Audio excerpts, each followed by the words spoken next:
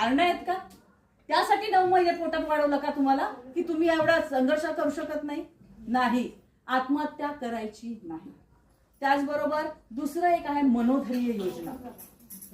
मनोधैर्य योजनेअंतर्गत शासनाकडनं लैंगिक अत्याचारास बळी पडलेल्या व्यक्तीस शासनाकडनं 10 लाख रुपयाची मदत दिली जाते.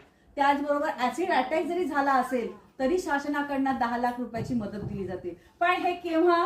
जेव्हा असं काही लैंगिक अत्याचार झाला तर तुम्ही लागलीच पोलीस स्टेशनला याची तक्रार नोंदवली पाहिजे. पण आपला समाज त्या महिलेला, त्या मुलीलाच दोष देतो की आज तुझ्यामुळे तोंड दाखवायला जागा नाही आम्हाला, तूच काहीतरी चुकली असते म्हणून आपण महिलेलाच दोष देतो. तर असं न करता तिच्या पाठीशी खंबीर उभं राहायचंय आणि हा झालेला एक अपघात आहे आणि आता तू याच्या विरोधात लढायचंय हे जिद्द तिच्या मनात तुम्ही निर्माण करायची आहे.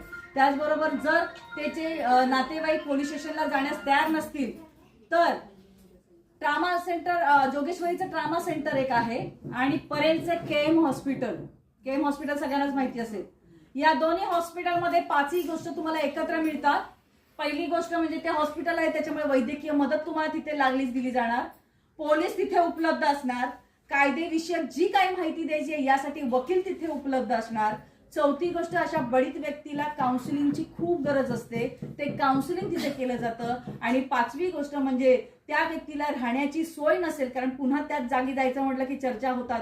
त्याच्यामुळे जर तिची राहण्याची सोय होत नसेल तर जोपर्यंत तिची राहण्याची सोय होत नाही तोपर्यंत तिची राहण्याची सुद्धा सोय केली जाते. या 5ही गोष्टी एकाच ठिकाणी मिळतात. त्याला म्हणतात एक सखी थांबा, वन स्टॉप सेंटर.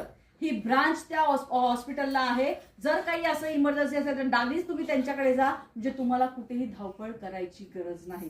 परंतु तुमचं 5-6 वर्ष अफेअर आहे, त्याच्यात तुमचे संबंध आलेले आहेत आणि मग तुम्ही ते लैंगिक अत्याचार झाले म्हणून तक्रार दाखल केलीत तर तुम्हाला ही मदत दिली जाणार नाही.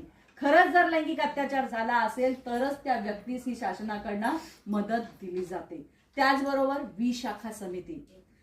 कामाच्या ठिकाणी 10 पेक्षा जास्त लोक जिथे काम करतात तिथे विशाखा समिती स्थापन करणं गरजेचंच आहे.